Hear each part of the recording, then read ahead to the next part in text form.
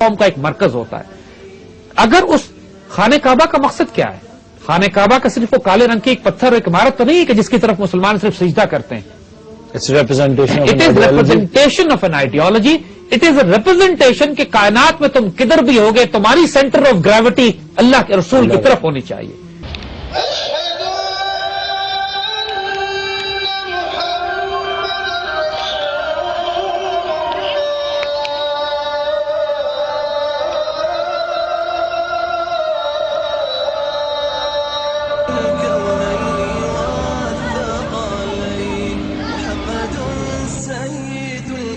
حضور کا کہنا اللہ کا کہنا ہے، حضور کا حکم اللہ کا حکم ہے، حضور کی محبت اللہ کی محبت ہے، حضور کا منع کر دینا اللہ کا منع کر دینا ہے، حضور کا مارنا اللہ کا مارنا ہے. حضور صلی اللہ علیہ وسلم کی جو اتھارٹی ہم نے ابھی بات کی ہے کہ آپ کا کہنا اللہ کا کہنا ہے، آپ کا کرنا اللہ کا کرنا ہے. اللہ تعالیٰ اپنی تمام اختیار اور اتھارٹی حضور صلی اللہ علیہ وسلم اللہ نے تو آپ رحمت للعالمین ہیں. اللہ اگر کائنات کا رب ہے تو آپ پورے کائنات کے لیے آپ رحمت ہیں. جو اتھارٹی اور اختیار اللہ تعالیٰ نے حضور صلی اللہ علیہ وسلم کو دیا پریکٹیکلی اپنا اختیار دیا. جو چاہیں جو آپ بیان فرمائیں گے، جو کچھ آپ بیان فرمائیں گے. ہمیں نہیں معلوم دین کیا ہے، ہمیں تو وہی دین معلوم ہے جو حضور نے فرمایا. ایک ہی مبارک زبان سے ایک لفظ نکلا، آپ نے فرمایا یہ قرآن ہے، دوسرا لفظ نکلا آپ نے کہا حدیث ہے، ہم نے مان لیا.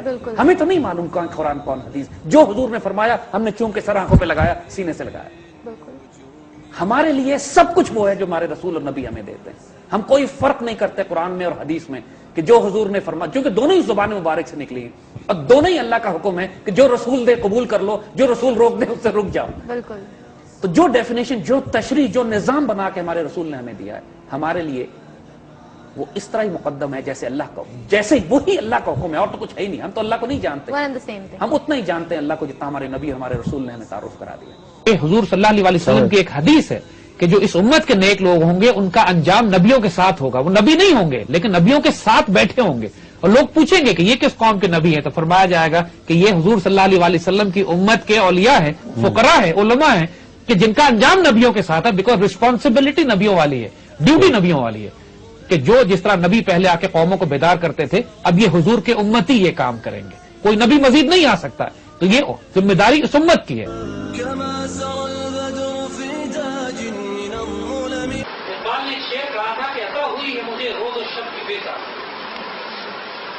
عطا ہوئی ہے مجھے روز و شب کی بیٹا، خبر نہیں خاکی ہوں کسی کا. یہ نہیں معلوم کہ اللہ نے مجھے مٹی سے بنایا یا بارش سے. ہر وقت تک بے چین ہے. یہ ریئلائزیشن کہ we've got only one life and امت رسول is under stress. And if on the day of judgment Rasulullah asked me that I gave you a life and what did you do of it? اس سوال کا جواب میں کیسے دوں؟ This one question kills me always. When you go in front of Rasulullah and he asks you, میں نے تمہیں ایک زندگی دی تھی، تمہیں علم دیا تھا، تمہیں اذان دینے کی طاقت دی تھی، تمہیں اختیار دیا تھا، تم نے اس کا کیا کیا؟ تو میری امت تکلیف ہے.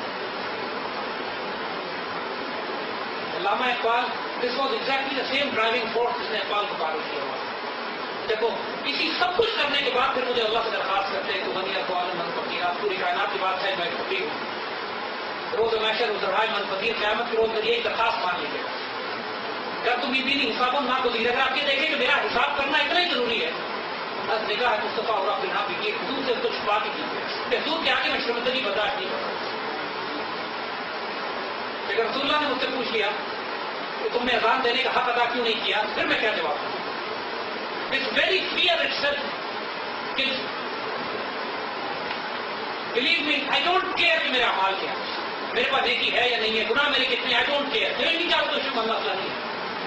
ہمیں مسئلہ صرف مجھے ایک سوال ہے. اللہ کے رسول نے پوچھ لیا تو کیا ہے؟ تم ڈرتے؟ تمہیں خوف آ گیا تھا، تم نے اذان نہیں دی؟ تمہیں کسی نے ڈرا دھمکا دیا تھا؟ تمہیں اپنے بچوں کا خوف آ گیا؟ تمہیں یہ خیال آ گیا تمہاری جان مال عزت رزق پہ حملے کریں گے؟ میری امت کا یہ حال ہو رہا تھا تو ڈر گئے؟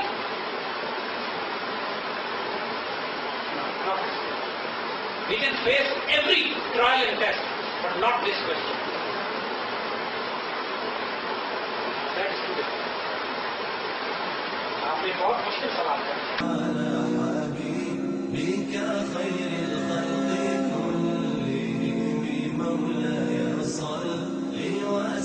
اللہ کے مومن بندے کے لیے جو حالات ہیں نا اس کی دعا یہ ہوتی ہے کہ یا اللہ مجھے دنیا میں بھی حضور صلی اللہ علیہ وسلم کا قرب زیارت و دیدار نصیب فرمانا، آخرت میں بھی مجھے حضور صلی اللہ علیہ وسلم کا قرب زیارت و دیدار نصیب فرمانا، اور مجھے فراق کی آگ سے بچانا۔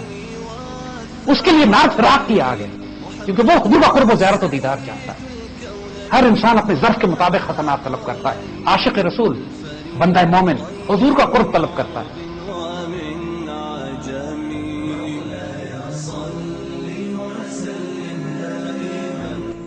ہم خانہ کعبہ میں فلسطین کے مسلمانوں سے ملے، جو ہم جب ان کو پتہ لگتا ہے کہ ہم پاکستانی ہیں تو آنسوؤں سے روتے ہیں اور ہم سے کہتے ہیں کب آئیں گے آپ لوگ فلسطین کو آزاد کرانے کے لیے، کہ ہمارے بڑے ہم کو بشارتیں دے کے گئے کہ اگر امت مسلمہ میں سے کوئی آئے گا بیت المقدس شریف کو آزاد کرانے تو وہ پاکستانی مسلمان ہوگا۔ اور اللہ کی قسم ہمارا رول ہے اس میں، اپنے آپ کو کم نہ سمجھو۔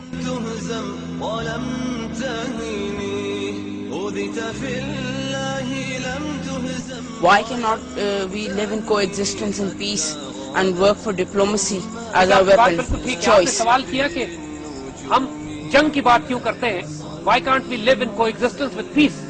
I totally agree. We want to live in peace. لیکن let's see the statistics on ground. Iraq نے امریکہ پہ حملہ کیا ہے یا امریکہ نے عراق پہ حملہ کیا؟ افغانستان نے امریکہ پہ حملہ کیا ہے یا امریکہ نے افغانستان پر حملہ کیا؟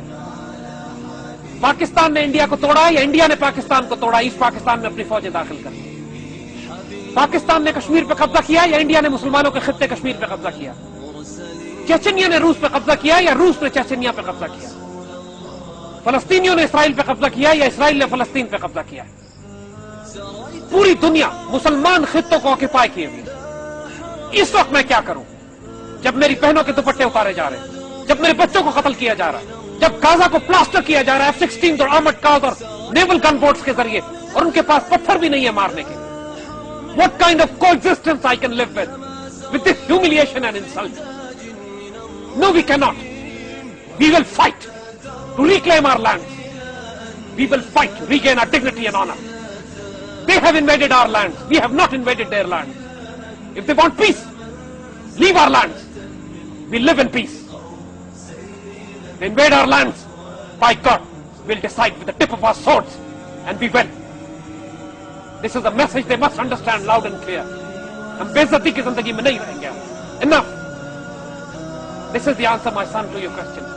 We live in coexistence. We want to live in coexistence with peace. Only if they leave us alone. Otherwise, we know how to defend our honor. حضور صلی اللہ علیہ وسلم کی ایک خوبصورت حدیث شریف ہے جس کا مفہوم یہ ہے کہ اللہ سبحانہ و تعالیٰ نے اس آنکھ پر جہنم حرام کر دی ہے جو اسلامی ملک کی سرحدوں کی حفاظت میں جاگتی رہی۔ جنگ یرموک کا ایک واقعہ، اس نظم کا نام ہی ہے جنگ یرموک کا ایک واقعہ۔ اس میں اقبال بیان کرتے ہیں، اور جنگ یرموک آپ کو یاد ہوگا کہ شام میں لڑی جانے والی وہ جنگ تھی جس نے بازنٹائن امپائر کے خلاف سیدنا خالد بن ولید، ابو عبیدہ بن جراح رضی اللہ تعالیٰ عنہ اس میں کمانڈ کر رہے تھے۔ صف بستہ تھے عرب کے جوانان تیغ بند، یعنی عرب کے مجاہدین صف بستہ تھے۔ جنگ شروع ہونے سے پہلے کا سین انہوں نے بیان کیا ہے۔ تھی منتظر ہنا کی عروس سرزمین شام، یعنی سرزمین شام جو ہے وہ سرخ رنگ کا انتظار کر رہی تھی، یعنی اب شہداء کے خون کی منتظر تھی، شہادت قریب تھی، جنگ ہونے والی تھی۔ ایک نوجوان صورت سیما بے مسترب، ایک ایسا نوجوان جو بے چین تھا، اس کی طبیعت میں سکون نہیں تھا، بے چین پھر رہا تھا، آ کر ہوا امیر عساکر سے ہم کلام، آ کے مسلمانوں کے کمانڈر ان چیف سے کہتا ہے، اے ابو عبیدہ رخصت پیکار دے مجھے، لبریز ہو گیا میرے صبر و سکون کا جام۔ ابو عبیدہ رضی اللہ تعالیٰ عنہ اب مجھے اجازت دے دے، اب میں رک نہیں سکتا، میرے لیے اب ممکن نہیں ہے، میرا صبر کا پیمانہ لبریز ہو چکا ہے، اب میں نہیں رک سکتا، مجھے جانے دیجئے کہ میں جہاد پہ جاؤں۔ بےتاب ہو رہا ہوں فراق رسول میں بے چین ہو رہا ہوں حضور صلی اللہ علیہ وسلم سے ملنے کے لیے، ان کی جدائی میں۔ ایک دم کی زندگی بھی مجھ پہ ہے حرام، ایک دم کی زندگی بھی محبت میں ہے حرام، یعنی مجھے حضور سے جو عشق ہے اب ایک لمحے میں زندہ نہیں رہنا چاہتا، میں چاہتا ہوں کہ اب شہادت پاؤں اور حضور کے پاس پہنچوں۔ جاتا ہوں میں حضور رسالت پناہ میں، اب میں حضور کے پاس جا رہا ہوں، لے جاؤں گا خوشی سے اگر ہے کوئی پیام۔ حضرت ابو عبیدہ سے کہہ رہے ہیں کوئی پیغام دینا چاہتے ہیں؟ میں تو جا رہا ہوں حضور کے پاس، کوئی پیغام دینا چاہیں گے آپ مجھے؟ یہ ذوق و شوق دیکھ کر پرنم ہوئی وہ آنکھ، اس ذوق و شوق کو دیکھ کے ابو عبیدہ رونے لگے۔ جن کی نگاہ تھی صرف تیغ بے نیام، یہ وہ ابو عبیدہ ہیں کہ جن کی صرف نگاہ جو تھی ایک تلوار کا درجہ رکھتی تھی، بالکل بے نیام تلوار بے تھی۔ نیام تلوار۔ وہ نگاہ آنسو اس ٹپکنے لگے، آنسو کے قطرے آ گئے اس بے چینی، اس جذبات کو دیکھ کے کہ وہ مجاہد آ کے جب کہتا ہے، بولا امیر فوج کہ وہ نوجوان ہے تو، پیروں پہ تیرے عشق کا واجب ہے احترام۔ امیر فوج نے حضرت ابو عبیدہ نے ان سے کہا کہ تم ایسے نوجوان ہو کہ بزرگوں پر واجب ہے کہ تمہارے عشق کا احترام کرے، تمہارا ادب کرے، کہ تم حضور صلی اللہ علیہ وسلم سے جس دیوانگی کا عشق اور پیار کرتے ہو، ہم پر واجب ہے کہ ہم تمہارا احترام کریں۔ پوری کرے خدائے محمد تیری مراد، کتنا بلند ہے تیری محبت کا یہ مقام۔ پہنچے جو بارگاہ رسول امین میں تو، کرنا یہ عرض میری طرف سے بس السلام۔ اگر جب تم حضور صلی اللہ علیہ وسلم کی درگاہ اور بارگاہ میں پہنچو تو میرا یہ سلام پیش کرنا۔ ابو عبیدہ فرما رہے ہیں اس مجاہد سے جو شہید ہونے جا رہا ہے، ہم پر کرم کیا ہے خدائے غیور نے، پورے ہوئے جو وعدے کیے تھے حضور نے۔ خدائے غیور نے، اللہ تعالیٰ نے جو ہم پر کرم کیا ہے، اور حضور کو یہ پیغام دینا کہ جو وعدے آپ نے فرمائے تھے تمام پورے۔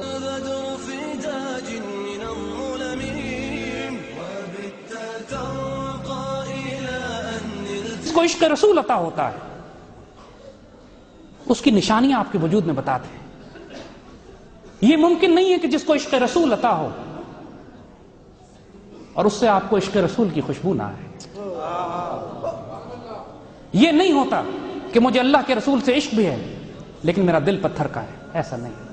مجھے اللہ کے رسول سے عشق بھی ہے لیکن اس کا چہرہ مکروہ ہے، ایسا نہیں۔ مجھے اللہ کے رسول سے عشق بھی ہے اور اللہ کے رسول کا فیض اس کے وجود سے نکلتا نہ، ایسا ہو نہیں سکتا۔